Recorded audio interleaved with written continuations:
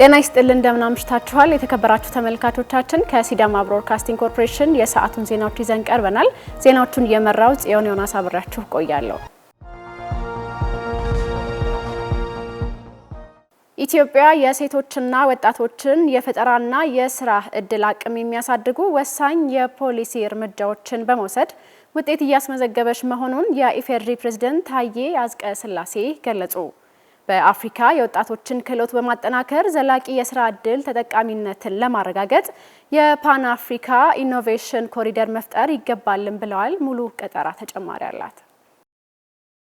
የአፍሪካ ቢዝነስ ፎረም 2026 የአፍሪካን የወደፊት ተስፋ በገንዘብ መደገፍ የስራ እድልና ኢኖቬሽን ለዘላቂ ሽግግር በሚል መሪ ሀሳብ የአፍሪካ ኢኮኖሚክ ኮሚሽን እየተካሄደ ነው። የኢፌዴሪ ፕሬዝዳንት ታዬ አጽቀሥላሴ በዚህ ወቅት እንዳሉት የአፍሪካ ህብረት አጀንዳ 2063 ወጣቶችን የአህጉሪቱ ህዳሴ አብሳሪ እንዲሆኑ ማስቻል ነው ብለዋል። በአፍሪካ 70% ዜጎች ከ30 ዓመት በታች መሆናቸውን ገልጸው መስራት ከሚችሉ 362 ሚሊዮን ዜጎች የስራ እድል መፍጠር የሚችሉ የግብርና፣ የአገልግሎትና ሌሎች ዘርፎች አቅም ግን ከ151 ሚሊዮን እንደማይበልጥ ገልጸው ይህ አፍሪካ ወጣቶችና ሴቶችን ታሳቢ ያደረገ ክህሎት ግንባታ፣ ስራ እድል ፈጠራና ኢኖቬሽን ላይ መስራት እንዳለባት የሚያሳይ መሆኑን ገልጸዋል። በአፍሪካ በቂ የስራ እድል የሚፈጥሩ የአምራች ኢንዱስትሪዎች፣ የትራንስፖርት መሰረተ ልማትና ጠንካራ ተቋም ሊኖር ይገባል ብለዋል። ከዚህ አንጻር ኢትዮጵያ የወጣቶችና ሴቶች የዲጂታል ክህሎት ፈጠራና ኢኖቬሽን ላይ በትኩረት እየሰራች መሆኑን ገልጸዋል። ኢትዮጵያ ለወጣቶች ክህሎትን መሰረት ያደረገ የስራ እድል ለመፍጠር ወሳኝ የፖሊሲ እርምጃ መውሰዷን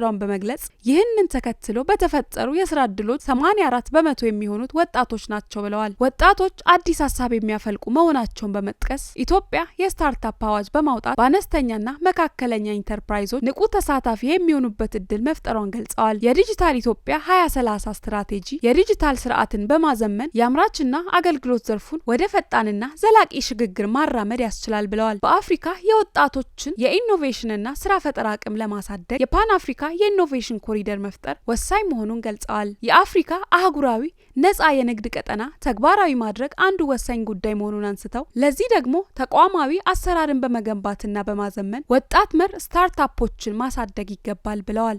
ዘገባው የኢዜአ ነው። ኢትዮጵያ በአርቲፊሻል ኢንተለጀንስ አብዮት ዘመን የዘርፉ መሪ እንድትሆን የሚያስችል አቅም እየተገነባ መሆኑን ምክትል ጠቅላይ ሚኒስትር ተመስገን ጥሩነህ ገለጹ። አመለወርቅ ቁሪሶ ተጨማሪ አላት።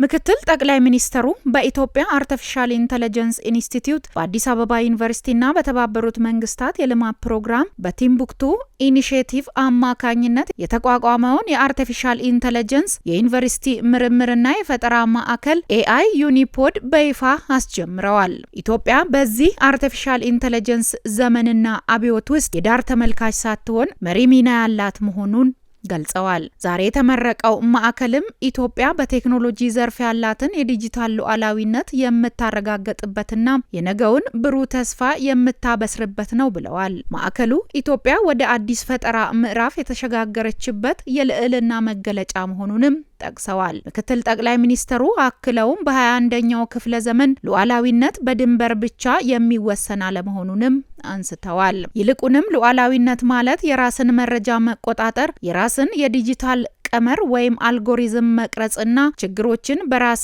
እውቀት የመፍታት አቅም መገንባት ማለት ነው ብለዋል። ማዕከሉ ከምርምር እስከ ቢዝነስ ፈጠራ ድረስ ያሉ የብቃት ማሳደጊያ መርሃ ግብሮችን አቀናጅቶ የያዘ ሲሆን ወጣቶች የራሳቸውን ቴክኖሎጂ ፈጥረው ለዓለም እንዲያጋሩ ምቹ ሁኔታን ይፈጥራል ነው ያሉት። ይህም መንግስት ከነደፈው ዲጂታል ኢትዮጵያ 2030ና ሀገር በቀል የኢኮኖሚ ማሻሻያ አጀንዳ ጋር የተጣጣመና ለማሳካት ጉልህ ሚና የሚኖረው መሆኑን አመላክተዋል። የወጣቶቻችንን ወሳኝ አቅም ለማውጣት ኢንቨስት ያደረግነው ይህ ማዕከል ተሰጥኦን ወደ ፈጠራ የመቀየሪያና ሀሳብን ወደ ተግባር ማሸጋገሪያ ምቹ መሰረተ ልማት ነው ብለዋል። ማዕከሉ በዘመናዊ አርቲፊሻል ኢንተለጀንስ መሰረተ ልማቶችና ዓለም አቀፍ ደረጃቸውን በጠበቁ መሳሪያዎች የተሟላ ሲሆን ከምርምር እስከ ቢዝነስ ፈጠራ ድረስ ያሉ የብቃት ማሳደጊያ መርሃ ግብሮችን አቀናጅቶ እንደያዘም ጠቁመዋል። ማዕከሉ ለወጣቶችና ለተማሪዎች ትልቅ የፈጠራና የልህቀት ስፍራ ሆኖ እንደሚያገለግልም አንስተዋል። አፍሪካ መጻኢ መዳረሻዋን በራሷ መገንባት እንደምትችል የተናገሩት ምክትል ጠቅላይ ሚኒስትሩ ኢትዮጵያ በፈጠራና በአርቲፊሻል ኢንተለጀንስ መሪ እንድትሆን አረጋግጠዋል። ዘገባው የኢትዮጵያ ዜና አገልግሎት ነው። ከምክር ቤት አባላትም ሆነ ከህብረተሰቡ ለሚነሱ የልማትና የመልካም አስተዳደር ጥያቄዎች አጥጋቢ መልስ ለመስጠት የክልሉ መንግስት እየሰራ መሆኑን የሲዳማ ክልል ርዕሰ መስተዳድር አቶ ደስታ ሌዳሞ ገለጹ። ርዕሰ መስተዳድሩ የክልሉ ምክር ቤት መደበኛ ጉባኤ መጠናቀቁን በማስመልከት ከጋዜጠኞች ጋር ባደረጉት ቆይታ ምክር ቤቱ ገንቢ ውይይት በማድረግ አቅጣጫዎችን በማስቀመጥ መጠናቀቁን ተናግረዋል። ጀማል የሱፍ ያዘጋጀውን የርዕሰ መስተዳድሩን መልእክት ተከታትለን እንመለስ። የማጠቃለያ ተግባቦታችንን በሚመለከት ዋና ትኩረታችን የስድስት ወር አፈጻጸም ግምገማ በአመቱ መጀመሪያ ላይ በታቀዱ ጉዳዮች አፈጻጸም ለማሻሻል የታሰበና የታቀዱ ጉዳዮች አፈጻጸም መሰረት አድርጎ የምንወያይበት በመሆኑ ዋና ትኩረታችን በሱ ላይ ይሁን። በቅድ ያልተካተቱ ነገር ግን ማህበረሰቡ አጠቃላይ ፍላጎቱ ተቀስቅሶ መንግስት መስራት ችሏልና ይህንንም ብሎ የማንሳት አዝማሚያዎቹ እነዚህ ፍላጎቶች በቀጣይ ሲታቀዱ ትኩረት እንዲያገኙ የሚያስችሉ በመሆናቸው በዛ መልኩ ይዘናል። ነገር ግን በአመቱ ያቀድናቸውን እቅዶች አተገባበር በሚመለከት ከመንገድ አንጻር የመጡ ጥያቄዎች ትክክል ናቸው። ብዙ ስራ እየተሰራ ያለ ቢሆንም ለዚህ ስራ ያለው እድል ከአንድ ወር ከሁለት ወር የዘለለ ባለመሆኑ ሲዳማ አካባቢ በልግ ላይ ዝናብ ቀድሞ ነው የሚመጣው። አሁን የካቲት ውስጥ ነው እየተወያየን ያለ ነው። ግፋ ብል መጋቢትን ቢጨምርልን ነው። ስለዚህ በአጠረ ጊዜ የሚሰራ ፕሮጀክት በመሆኑ ከዚህ በላይ ርብርብ ይጠይቃል የሚለው ትክክለኛ ጥያቄና አስተያየት ስለሆነ እነዚህን ቆጥረን ከፍተኛ ርብርብ በማድረግ ለማሳካት ተግባቦት ላይ ደርሰናል። የውሃና የመብራት ፕሮጀክቶችም ቢሆኑ እየተሰሩ ያሉ ፕሮጀክቶች ናቸው። አንዳንዶቹ ተሰርተውም በሂደት የተበላሹም አሉ። እነዚህንም ቆጥረን ለቅመን እንፈጽማለን በሚል ተግባብተናል። ከመብራትም አንጻር ሰፊ ፍላጎት ነው እየመጣ ያለው። ማህበረሰባችንን በኤነርጂ ኮኔክት ማድረግ አለብን። አሁን የኑሮ ሁኔታ እየተሻሻለ እየመጣ ነው። ሰውና እንስሳት አንድ ቤት የማኖርበት ሁኔታ እየመጣ ነው ያለው። የምግብ ማብሰሉም ቢሆን በኤነርጂ እየሆነ ነው እየመጣ ያለው።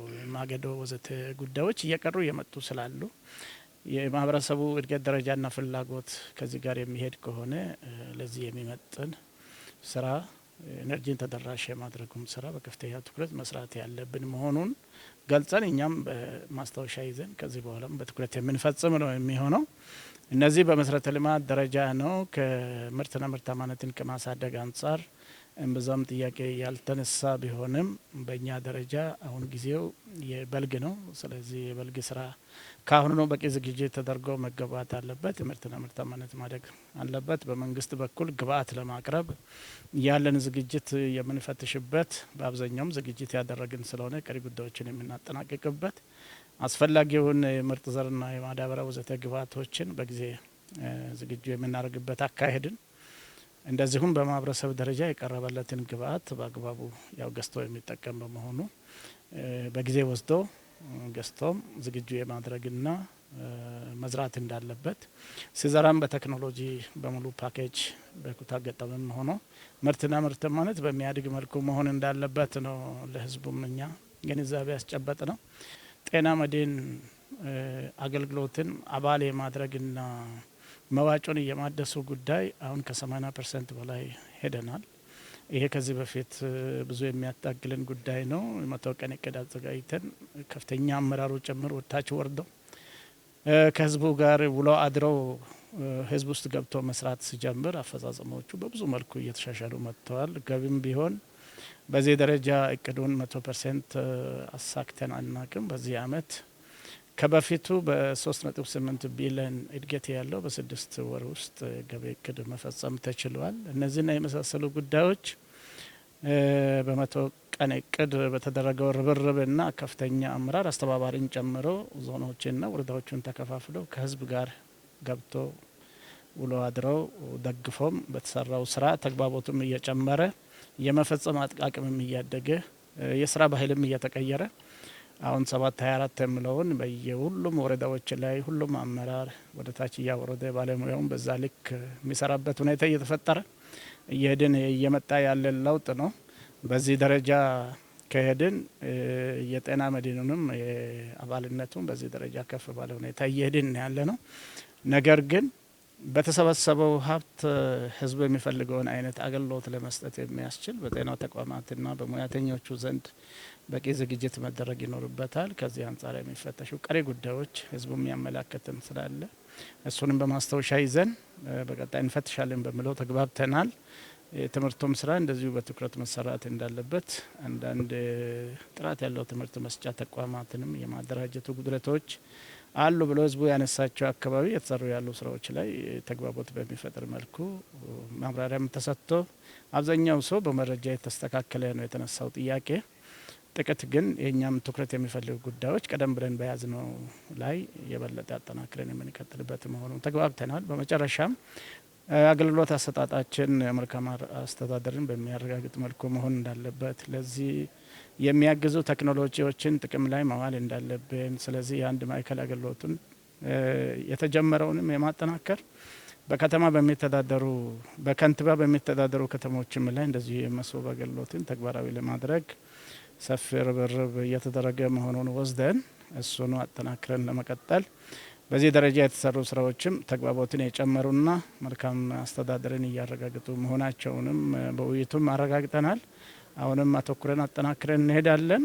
የ100 ቀን እቅዳችንም አመራሩን ወደ ህዝቡ ያወረደ በመሆኑ በህዝብ ውስጥ በሚደረጉ እንቅስቃሴዎችና ከህዝብም ጋር በሚደረጉ ግንኙነቶች በምን ላይ መተኮር እንዳለባቸው የህዝብ ቅሬታ ያስነሱ ጉዳዮች ምን እንደሆኑ እዛው የሚፈቱበት፣ ህዝብ መፍትሄ የፈለገ ወደ ክልል የማይመጣበት፣ ኦልሬዲ ክልሉ ወደ ህዝቡ ደርሶ ወደ ህዝቡ ተጠግቶ ባለበት ሁኔታ በፍጥነት ጥያቄ የሚያስነሱ ጉዳዮች የሚፈቱቱ እየተፈቱ የሚሻገሩቱ ላይ ተግባቦትም እየተፈጠረ መልካም አስተዳደርንም በሚያረጋግጥ መልኩ ቀጣይ ምርጫም ስለሆነ ህዝቡ በሚገባ በዚህ በብልጽግና ፓርቲና በብልጽግና ፓርቲ በሚመራው መንግስት እየረካ ከሆነ መልሶ የሚመርጥበት ስለመሆኑ ደግሞ የህዝብ ተወካዮቹ እርካታ ደረጃቸውን በተለይ የህዝብን ፍላጎትና የህዝብን እርካታ የተሰራውንም ስራ ጋር አያይዞ የገለጹበት ሁኔታ በጣም አስተማማኝ በመሆኑ በቀጣይነትም ከብልጽግናችሁ ጋር ወደፊት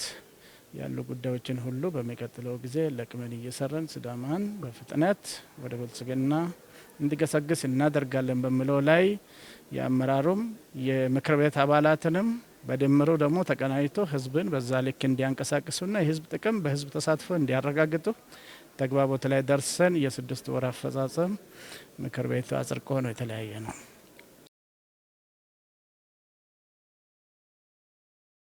በሲዳማ ክልል የ2018 በጀት ዓመት በ6 ወራት ውስጥ በተለያዩ መስሪያ ቤቶች የ100 ቀን እቅድ በተሳካ ሁኔታ የተከናወነ መሆኑን የምክር ቤት አባላት ገለጹ። የክትትልና የቁጥጥር ስራዎች ተጠናክረው መቀጠላቸውም ተገልጿል። ሌኒ ሀርቃ የሲዳማ ክልል ምክር ቤት 6ኛ ዙር ምርጫ 5ኛ የስራ ዘመን 10ኛ መደበኛ ጉባኤውን አድርጓል። በዚህ ወቅትም የ100 ቀን እቅድ በተሳካ መልኩ እየተከናወነ እንደሚገኝም የምክር ቤት አባላት ገልጸዋል። ሐዋሳ ከተማን በሚመለከት በተለይ አመራር ለውጥ በኋላ እየመጣ ያለው ውጤት በጣም በፍጥነት የሚለካና ከሌሎች ከተሞች የበለጠ በአጭር ጊዜ በ3 ወር ውስጥ ከፍተኛ ውጤት እየመጣ ነው ያለው። አዳዲስ ነገሮች እያየን ከኮሪደር ጋር ተያይዞ የስራ ባህል ከፍተኛ ውጤት እያመጣ ነው። አመራሩ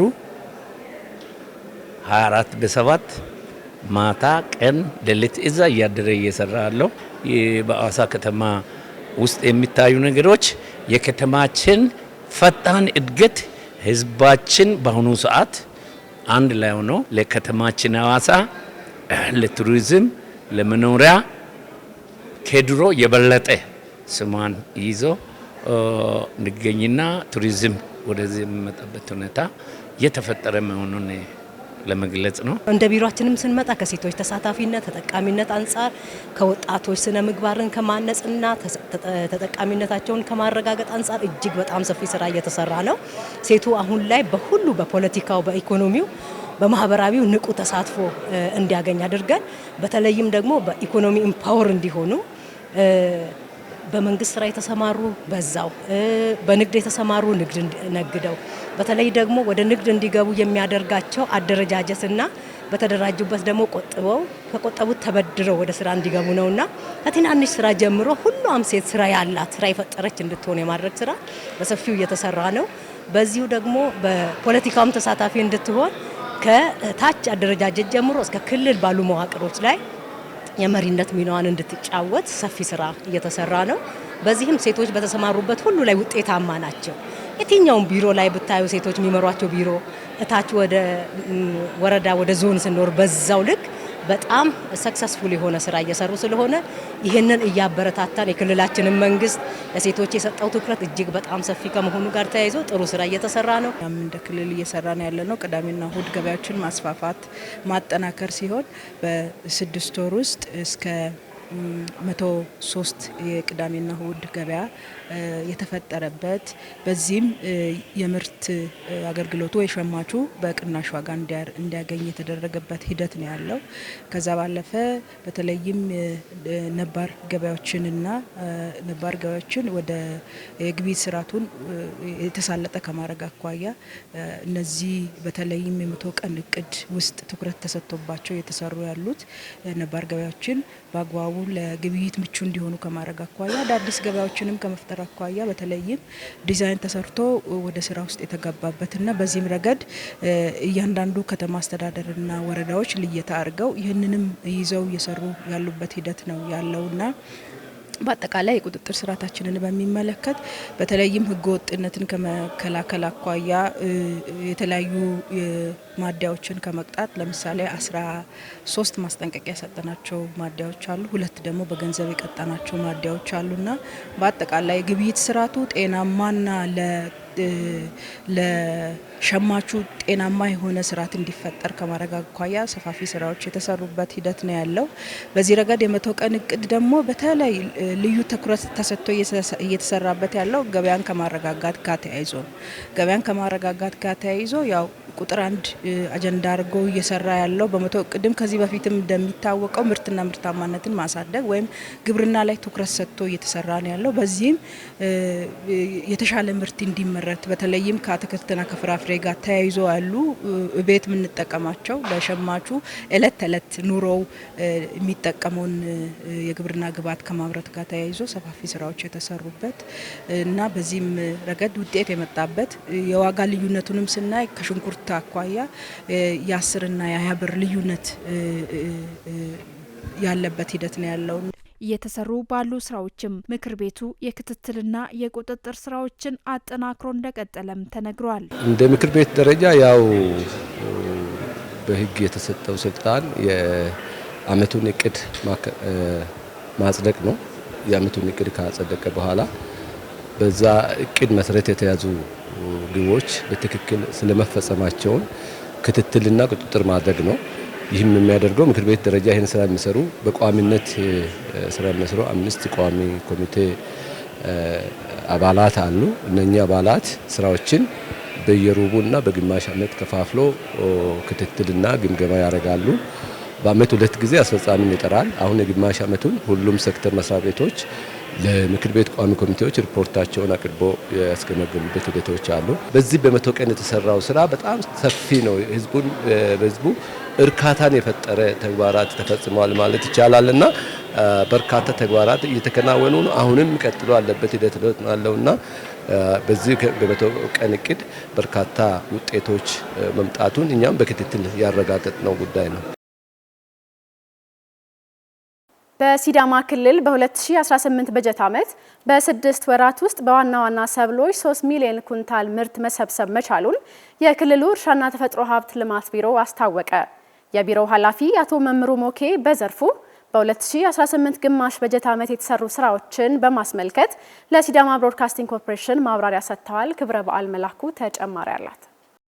የሲዳማ ክልል ምክር ቤት 6ኛ ዙር 5ኛ የስራ ዘመን 10ኛ መደበኛ ጉባኤውን ያካሂዷል። በጉባኤውም በክልሉ የተሰሩ ስራዎችን በሚመለከት ሪፖርት ቀርቦ ከምክር ቤት አባላት የሚነሱ ጥያቄዎችም በመድረኩ ምላሽ ተሰጥቶባቸዋል። በክልሉ በ2018 በግማሽ በጀት ዓመት በግብርናው ዘርፍ የተከናወኑ ስራዎችን በሚመለከት ለኤስቢሲ ማብራሪያ የሰጡት የክልሉ እርሻና ተፈጥሮ ሀብት ቢሮ ኃላፊ አቶ መምሩ ሞኬ በ6 ወራት ውስጥ በዋና ዋና ሰብሎች ከ70 ሺህ ሄክታር በላይ በማልማት ከ3.5 ሚሊዮን ኩንታል በላይ ምርት ለመሰብሰብ ታቅዶ 3 ሚሊዮን ኩንታል ምርት መሰብሰቡን ገልጸዋል። የ6 ወር የእቅድ አፈጻጸማችን ከባለፈው ዓመት የምርት ስብሰባ ጋር ይጀምራል።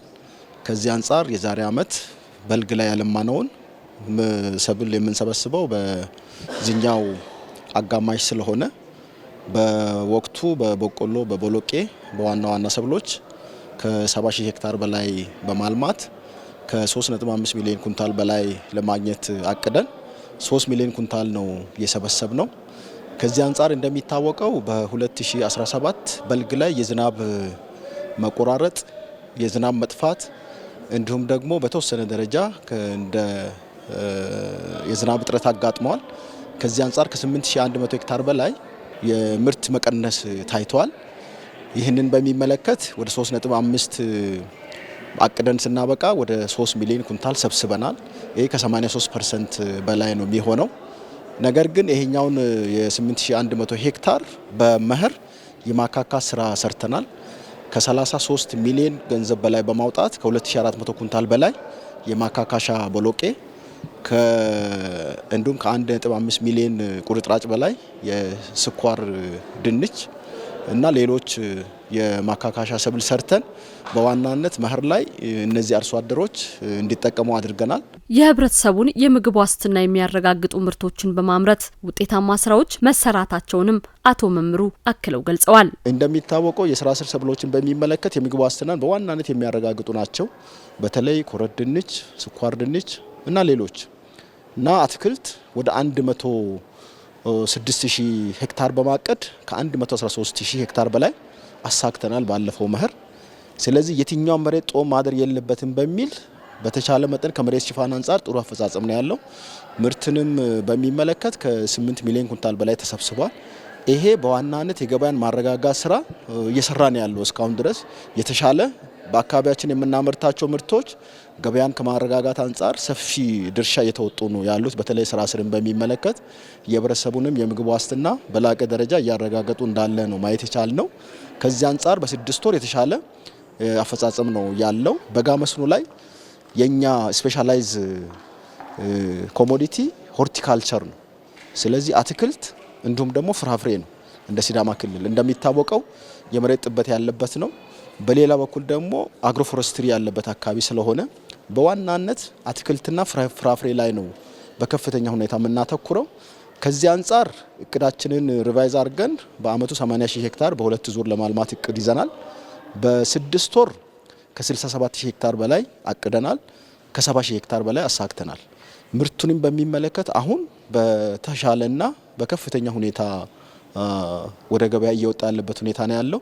ስለዚህ የምናመርታቸው የቲማቲም፣ የጥቅል ጎመን እንዲሁም ደግሞ የቀይ ሽንኩርት በዋናነት የአካባቢውን ገበያ በከፍተኛ ሁኔታ እያረጋጋ ያለበት ሁኔታ ነው ያለው። አመቱ መጨረሻ ደግሞ ከዛ በላይ እቅዳችን ሪቫይዝ ስላደረግን ከዛ በላይ ነው ምናለማው የሚል ነገር ነው ያለው። የተሻለ አፈጻጸም ነው ያለው ከመስኖ አንጻርም። ሌላኛው ሲዳማ ክልል ከሚታወቅባቸው ምርቶች አንዱ የሆነው ቡና ከክልሉ አልፎ ለሀገር የኢኮኖሚ ዋልታ በመባል ይታወቃል። ለዚህም በክልሉ የቡና ምርትን ለማሳደግ ባህር ዛፍን በመቁረጥ ተጨማሪ መሬትን ለቡና መጠቀምን ያለመ ተግባር በሰፊው መሰራቱንም ኃላፊው አንስተዋል።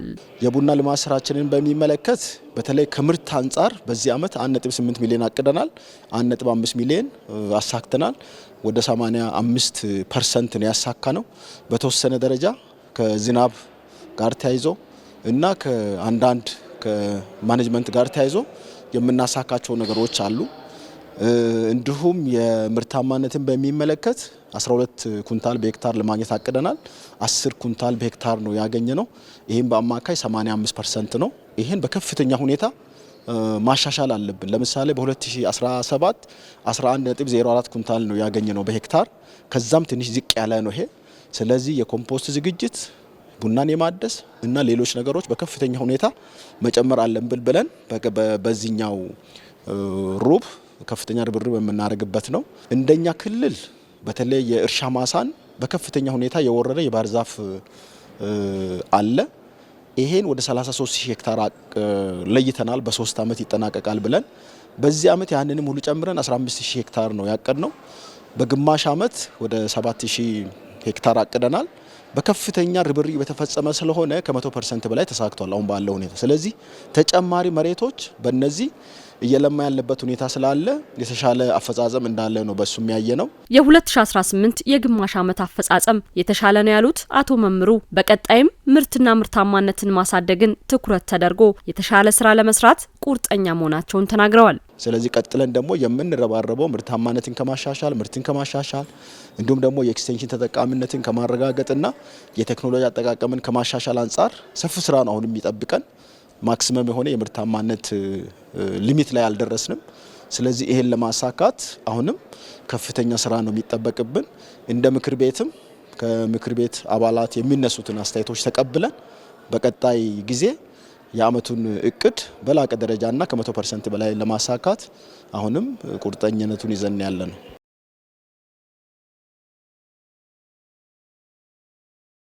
በጤናው ዘርፍ ከፍተኛ ትኩረት በተሰጣቸው የጤናን አቅም ማጎልበትና የቁጥጥር ስራዎች ላይ ትኩረት ሰጥቶ እየሰራ መሆኑን የጤና ሚኒስቴር ገለጸ።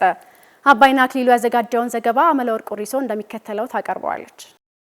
በመድረኩ ላይ የተገኙት የጤና ሚኒስቴር አማካሪ ዶክተር አስቻለው ወርቁ ጤና ሚኒስቴር ከክልል ጤና ቢሮዎችና ጤና ተቆጣጣሪ አካላት ጋር በመተባበር በሀገር ደረጃ የጤና አገልግሎት ተደራሽነት፣ ፍትሐዊነት፣ ጥራትና ደህንነት ወደ ተሻለ ደረጃ ለማድረስ እየተሰራ መሆኑን ገልጸዋል።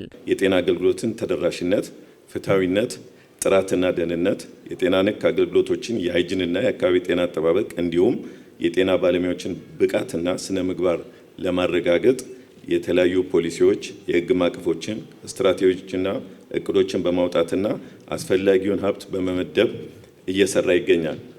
በዚህም መሰረት ለባለፉት በርካታ ዓመታት ሲያገለግል የነበረውና ወደ 40 ዓመት የቆየውን በአብዛኛው በመከላከል ላይ ያተኮረ የነበረውን ፖሊሲ መከላከልንም ማከምንም በመጨመር ተከልሷል። የሲዳማ ክልል ጤና ቢሮ ኃላፊ ዶክተር ሰላማዊት መንገሻ በሀገር ደረጃ የጤናና ጤና ነክ ጉዳዮች ተገምግመው መሻሻል ያለባቸው አካባቢዎች ላይ ትኩረት ተሰጥቶ በመሰራቱ በክልል ደረጃም ጥሩ ውጤት መምጣቱን ተናግረዋል። በተቋማት ደረጃ የሚሰጡ መደበኛ ሰርቪሶቻችን ሩቅ ሳንሄድ ከራሳችን እንጀምር ብለን ወደ ግሉ ብቻ ትኩረት ያደረገ ሳይሆን የመንግስት ተቋማት ላይ መጀመሪያ ሞዴል ሆነን መገኘት አለብን ብለን በተለያዩ ጊዜያቶች ውስጥ ከ2015 አጋማሽ ጀምሮ የተለየ አፕሮች በመጠቀም ጤናው ስራ ላይ ለውጥ ማምጣት ጀምረናል። ለውጥ ስናመጣ በተለይ ትኩረት የምናደርገው ሁሉንም ለማማከል አራቱንም ፒ ትኩረት ያደረገ ነው። ፕሮፌሽናሉ ምን ይመስላል፣ ፕራክቲሱ ምን ይመስላል፣ ፕሮዳክቱ ምን ይመስላል፣ እንዲሁም ደግሞ ሚስ አድርጌ እንዳይሆን ፕሪሚሲሱ ምን ይመስላል የሚሉ ነገሮችን መሰረት ያደረገ እነዚህን ፒላሮች ታርጌት አድርገን አቅደን ነው እየሰራን ያለ ነው። የሲዳማ ክልል ጤና ቢሮ ምክትል ኃላፊና ጤናና ጤና ነክ አገልግሎት ግብአት ጥራት ቁጥጥር ባለስልጣን ዋና ዳይሬክተር አቶ ቡሪሶ ቡላሾ በጤናው ዘርፍ በሚፈለገው ልክ ውጤት መምጣት እንዲችል በዋና ዋና ዘርፎች ላይ በማተኮር በቅንጅት እየተሰራ መሆኑን ተናግረዋል። እንደኛ ከአምና ዘንድሮ በጣም ፕሮግሬሲቭ የሆነ ውጤት ነው ያለው። ይሄ የሆነበት ምክንያት ምንድን ነው? አምና መጨረሻ ላይ ሆስፒታሎች ሙሉ በሙሉ ራሳቸውን እንዲያዩ ሬጉሌተሪ ወይንም ተቆጣጣሪ አካል መጥቶ አንተ እዚህ ነህ ብሎ ከመፈረጁ በፊት እሱ ራሱ መፈረጅ መቻል አለበት። የት ላይ ነው ያለውት የሚለውን ያው ስልጠና ሰጥተናል። የአንድ ቀን ስልጠና ሰጥተን በዛ ስልጠና መሰረት እያንዳንዱ ዲፓርትመንት የራሱን ክፍል ምን ይመስላል ከግንባታ ከኢንፍራስትራክቸሩ ጀምሮ ያያል። ከዛ በኋላ ለዛ ኢንፍራስትራክቸር ወይንም ለዛ ሩም የሚያስፈልጉ የሕክምና ቁሳቁሶች አሉኝ የሉኝም የሚለውን ነገር ክሮስ ቼክ ያደርጋል። ክሮስ ቼክ ካረገ በኋላ ለምሳሌ እዛ ክፍል ላይ ሞኒተር ከሌለ ሞኒተር እዚህ ክፍል ያስፈልገኛል የለኝም ብሎ ለበላይ አመራር ለሆስፒታሉ ለሚያስተዳድረው ሲኦ ያቀርባል። ሲኦ ያንን ነገር ያቀርባል፣ ግዴታው ነው። ያንን ካላቀረበ ያው ውጤቱ ስለሚወድቅ ለዛ ውጤት ደግሞ ተጠያቂ ያ ግለሰብ ሳይሆን ሆስፒታሉን የሚያስተዳድረው ነው የሚሆነው። በእንደዚህ ሁኔታ ሆስፒታሎችን ኮምፒት ወደሚያደርጉበት ደረጃ ያስገባናቸው። የኢትዮጵያ መድህን ድርጅት ከተቋቋመበት ጊዜ ጀምሮ ለህብረተሰቡ የተለያየ የኢንሹራንስ አገልግሎት በመስጠት አስተማማኝ አጋር ሆኖ ሲሰራ መቆየቱን የኢትዮጵያ መድህን ድርጅት ዋና ስራ አስፈጻሚ አቶ አቤል ታደሰ ገለጸ። ስኬቶቻችንን እየዘከርን የወደፊቱን እንቀይሳለን በሚል መሪ ቃል የኢትዮጵያ መድህን ድርጅት 50ኛ ዓመት የምስረታ በዓሉን በሐዋሳ ከተማ በድምቀት አክብሯል። ናርዶስ አየለ ዝርዝር አላት። በበዓሉ ላይ በክብር እንግድነት የተገኙት የሐዋሳ ከተማ አስተዳደር የከንቲባው ልዩ አማካሪ አቶ አዳና አየለ ከተማችን ሐዋሳ የመልካም አስተዳደር ችግሮችን እየፈታች የቱሪዝም ሀብቷን እያበለጸገች ልዩ ልዩ የኢንቨስትመንት የልማት ክንውኖችን እያስፋፋች ያላትን አቅም ለሀገርና ለዓለም እያሳየች ባለችበት ማግስት የኢትዮጵያ መድን ድርጅት ድጋፍና አብሮነት በእጅጉ የሚያስፈልጋት እንደሆነም ተናግረዋል። ከተማችን ሐዋሳ የመልካም አስተዳደር ችግሮችን እየፈታች የቱሪዝም ሀብቷን እያበለጸገች ልዩ ልዩ የኢንቨስትመንት አማራጮችንና የልማት ክንውኖችን ይበልጥ እያስፋፋች ግዙፍ የመሰረተ ልማት ዝርጋታዎችን እያከናወነች እንዲሁም ከተማዋ ያላትን እምቅ አቅም ለዓለምና በሀገር አቀፍ ደረጃ እያስተዋወቀች በምትገኝበት በዚህ ጊዜ የእናንተ አጋሮቻችን ድጋፍ እና አብሮነት በእጅጉ የሚፈለግ በእጅጉ የሚያስፈልገንም ጭምር ነው። ከዚህ ጋር ተያይዞ ሐዋሳ ከተማችን በተፈጥሮ ስጦታ የታደለች ለዜጎቻችን መኖሪያ የተመቸች በአስደናቂ የከተማ ፕላን የታወቀች የተፈጥሮና ሰው ሰራሽ ስጦታዎች ያሏት የቱሪዝም የንግድ እና የኢንቨስትመንት ከተማ በመሆኗ የኢንሹራንስ ሽፋን ያስፈልገናል የሚል እምነት እንደ ከተማ አለ። የኢትዮጵያ መድን ድርጅት ከተቋቋመበት ጊዜ አንስቶ በርካታ አስተዋጽኦችን በማድረግ ቆይቷል። ለህብረተሰቡም የተለያዩ የኢንሹራንስ አማራጮችን በመስጠት ሲያገለግል የቆየ አንጋፋ ተቋም እንደሆነ ኢትዮጵያ መድን ድርጅት ዋና ስራ አስፈጻሚ አቶ አቤል ታደሰ ተናግረዋል። ኢትዮጵያ መድን ድርጅት ገና ከተቋቋመበት ጊዜ ጀምሮ ኢንዱስትሪውን በመመስረት ትልቅ አስተዋጽኦ ያደረገ ተቋም ነው። ከዛም አልፎ ደግሞ ለህብረተሰቡ የተለያየ የኢንሹራንስ ዘርፎች በመስጠት ሲያገለግል ኖሯል። አሁንም እያገለገለ ነው የሚገኘው።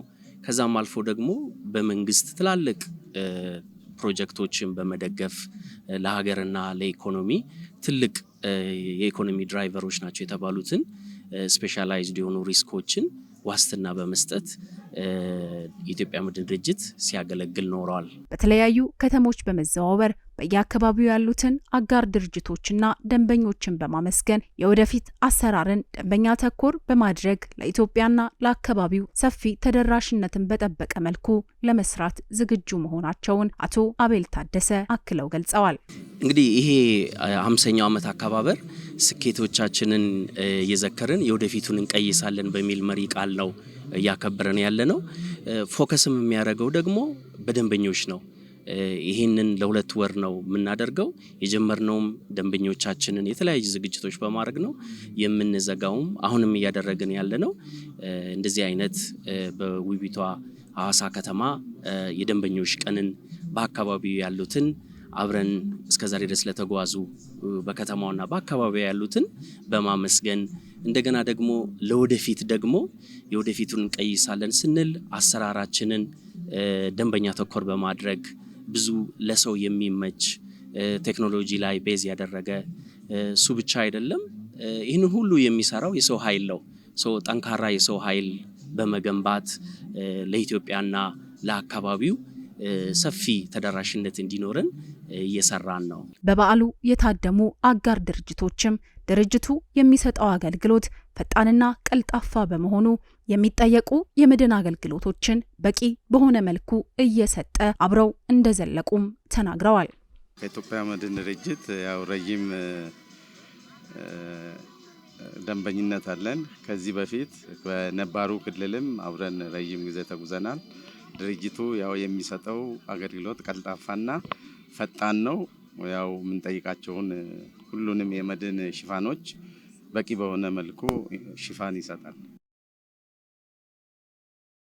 የሕክምና አገልግሎት አሰጣጥ ወደ ዲጂታላይዜሽን አሰራር ከተቀየረ ወዲህ በርካታ ችግሮች መቀረፋቸውን የይርጋለም ሆስፒታል ሕክምና ኮሌጅ አስታወቀ።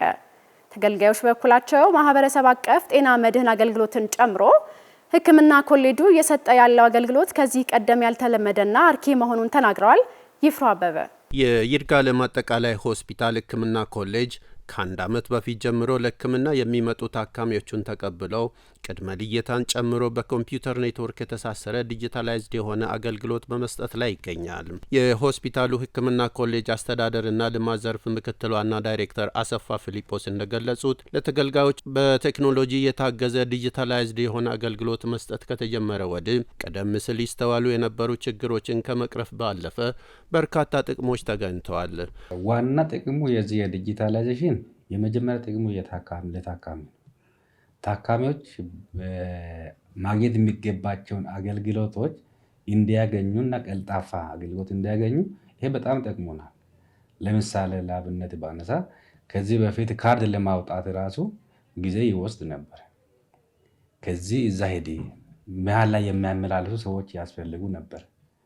ካርድ ይዞ የሚሄድ እስኪወጣ ይጠበቃል። ከዛ በኋላ የት መሄድ እንዳለበትም ለይተው አያውቅም።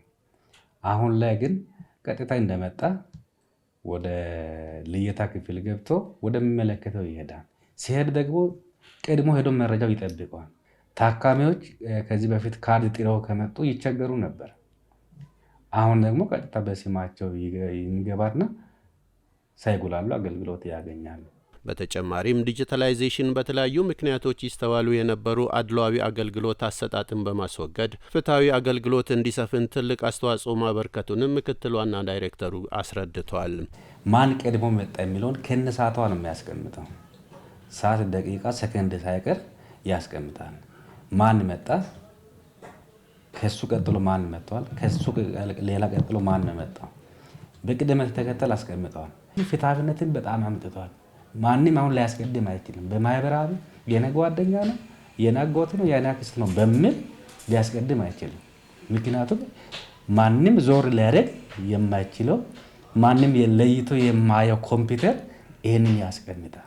የሆስፒታሉ ሕክምና ኮሌጅ አገር አቀፍ የ2030 ዲጂታላይዜሽን አካታችና ሁሉ አቀፍ ትግበራን ቀደም ብሎ ማሳካት የሚችልበት ቁመና ላይ እንደሚገኝም ጠቁሟል።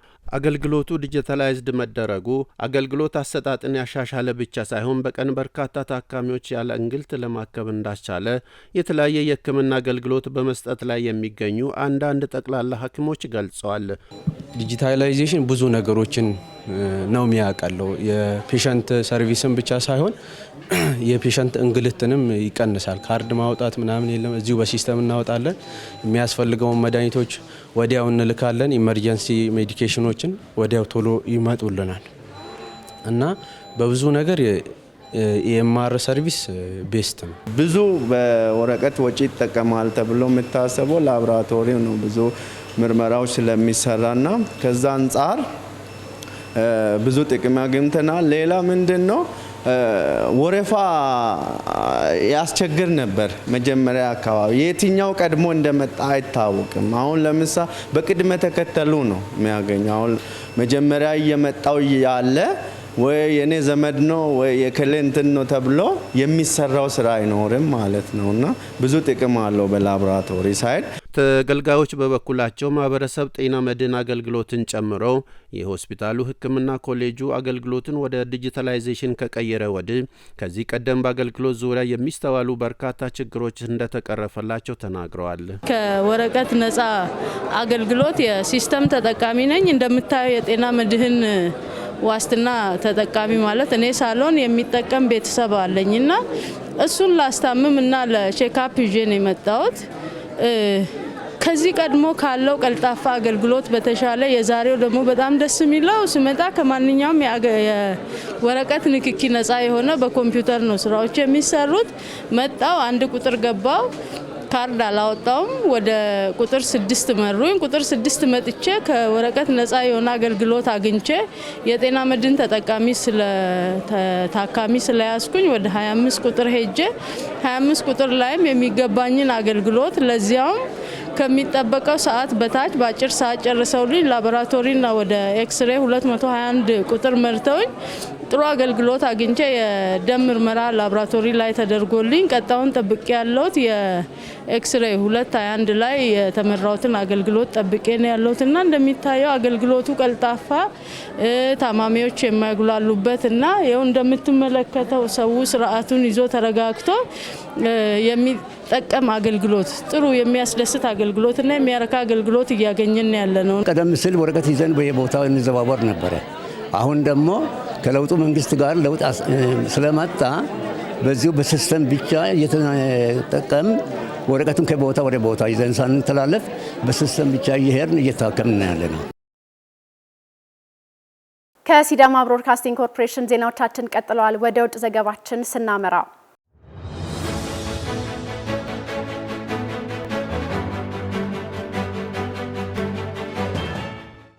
ምዕራብ ኢየሩሳሌም እስራኤል በ1967 የ6 ቀን ጦርነት ወቅት በያዘቻቸው ግዛቶች ውስጥ የሚገኙ ሰፋፊ ቦታዎችን እንደ እስራኤል መንግስት ንብረት ቆጥሮ ለመመዝገብ ከ1967 ወዲህ ለመጀመሪያ ጊዜ ተንቀሳቅሳለች። ማራማዊት በጻተ የእስራኤል የጸጥታ ካቢኔ በ1967ቱ የ6 ቀን ጦርነት ጊዜ የተያዙና በዌስት ባንክ ውስጥ የሚገኙ ሰፋፊ ቦታዎችን ለመጀመሪያ ጊዜ እንደ መንግስት ንብረት እንዲመዘገቡ የቀረበውን ረቂቅ ሀሳብ አጽድቋል። ባለፈው ቅዳሜና እሁድ በካቢኔው የተላለፈው ይህ ውሳኔ ለአይሁድ ሰፋሪዎች በዌስት ባንክ መሬት መግዛትን ከማቅለሉም በላይ ስፍራው በዮርዳኖስ መንግስት ቁጥጥር ስር በነበረበት ጊዜ በስራ ላይ የነበረውን መሬትን የግል ሳይሆን የመንግስት ንብረት እንዲሆን የሚደነግገውን ሕግም የሻረ ነው። ረቂቅ ሀሳቡ አክራሪ ብሔርተኛ በሆኑት የእስራኤል ባለስልጣናት ማለትም በምክትል ጠቅላይ ሚኒስትርና የፍትህ ሚኒስትሩ ያሪቭ ሌቪን፣ በመከላከያ ሚኒስትር እስራኤል ካትስና በገንዘብ ሚኒስትሩ በዛሌል ስሞትሪች የቀረበ ነው። የረቂቁ ዋና ደጋፊዎች የውሳኔውን መጽደቅ ተግባር ላይ ማዋል የአይሁዶችን የሰፈራ ሂደት ለማቀላጠፍ የሚያስችል ትልቅ በር ከፋችና እውነተኛ አብዮት ነው በማለት አወድሰውታል። በይሁዲና በሰማሪያ በስራ ላይ የቆየውን የመሬት ህግ ማሻሻሉ እስራኤል በአካባቢው የሚኖራትን የበላይነት ህጓን የማስከበርና የመተግበር ነጻነት ማረጋገጥን ዓላማው ያደረገ ወሳኝ የደህንነትና የአስተዳደር እርምጃ ነው ብለዋል የመከላከያ ሚኒስትሩ ካዝ። ስሞትሪች አክለው እርምጃው በዌስት ባንክ ውስጥ ስርዓትና አስተዳደርን ወደ ነበረበት ለመመለስ ያለመ ነው ሲሉ ተናግረዋል። ከ6ቱ ቀን ጦርነት ወዲህ እስራኤል በቀጠናው ያላትን ቁጥጥር ይበልጥ ለማጠንከር ከተወሰዱ ወሳኝ እርምጃዎች አንዱ ነው ሲሉ ውሳኔውን አድንቀዋል። የእስራኤል መንግስት ለመሬቱ ኃላፊነት እየወሰደ ነው፣ ይህንን የሚፈጽመውም በህጉ መሰረት በግልጸኝነትና በቆራጥነት ነው ሲሉ ሚኒስትሩ አስረግጠው ተናግረዋል። ባለፈው ሳምንት መጨረሻ የእስራኤል ካቢኔ ያሳለፈው ይህ ውሳኔ እየተስፋፋ የሄደ ዓለም አቀፍ ውግዘትን አስተናግዷል። በርካታ ሀገራት ምዕራብ ኢየሩሳሌም ውሳኔዋን በአስቸኳይ እንድታጥፍም አጥብቀው ጠይቀዋል። የራሱ ያልሆነን ግዛት በጉልበት የያዘ ኃይል መሬቱን የመውረስም ሆነ ሌሎችን አምጥቶ የማስፈር እርምጃ ህገወጥ እንደመሆኑ መጠን ይህ የእስራኤል ውሳኔ ተመሳሳይ ተቃውሞዎች እንደሚገጥሙት ይጠበቃል። እርምጃው ምንም እንኳን ዓለም አቀፍ ውግዘት እየገጠመው ቢሆንም እንዲሁም ዋና አጋር የሆኑት የአሜሪካው ፕሬዝዳንት ዶናልድ ትራምፕም እርምጃውን ተቃውሞ በተደጋጋሚ ቢናገሩም የእስራኤል መንግስት ግን ዌስት ባንክን ወደ ራሱ ለማጠቃለል ለረጅም ጊዜ ሲገፋ ቆይቷል። የፍልስጤም ፕሬዝዳንትም የአሁኑ የእስራኤል ውሳኔ ግጭትን በከባዱ ማባባስ ነው ሲሉ በጥብቅ አውግዘውታል። የእስራኤል እርምጃ የተፈረሙ በርካታ ስምምነቶችን ጨርሶ የሚያፈርስና የተባበሩት መንግስታት የጸጥታው ምክር ቤት ውሳኔዎችንም በግልጽ የሚጻረር እንደሆነ ፕሬዝዳንቱ አስታውቀዋል። የፒስ ናው አባል የሆኑት ሀጊት ኦፍራን ይህ ለእስራኤል ዌስት ባንክን የምትቆጣጠርበት መንገዷ ነው ሲሉ ለአልጀዚራ ተናግረዋል። ሀጊት ኦፍራን አክለውም የእስራኤል መንግስት ዌስት ባንክ በእንግሊዝ ቁጥጥር ስር ወይም ከዚያም አልፎ ከ100 ዓመት በፊት በዮርዳኖስ ስር በነበረባቸው ጊዜያት የነበሩ የወረቀት ሰነዶችን እየጠየቀ ነው ብለዋል። ይህ በጣም አልፎ አልፎ እጅግ ከስንት አንድ የሆኑ ፍልስጤማውያን ብቻ በመረጃ ሊያረጋግጡ የሚችሉት ነገር ነው። ስለዚህ በቀጥታ መሬቱ በእስራኤል ስም ይመዘገባል ሲሉ አክለዋል። እርምጃው ዓለም አቀፍ ውግዘትን ያስከተለ ሲሆን የተባበሩት መንግስታት ድርጅት ዋና ጸሐፊ አንቶኒዮ ጉተሬዝ ድርጊቱን የዓለም አቀፍ ሕግን በግልጽ የጣሰ ነው ሲሉ፣ የአውሮፓ ህብረት ደግሞ ወደ ተሳሳተ አቅጣጫ የሚወስድ እርምጃ ነው ብለዋል። መረጃውን ከአርቲ አልጀዚራና ሲኤንኤን አገኘ ነው። ከሲዳማ ብሮድካስቲንግ ኮርፖሬሽን ለምሽት 1 ሰዓት ያዝናቸው ዜናዎች እነዚህን ይመስላሉ። ስለተከታተላችሁ እናመሰግናለን። ዜናዎቹን እየመራው ጽዮንን አሳብራችሁ ነበርኩኝ። መልካም ምሽት። ነው።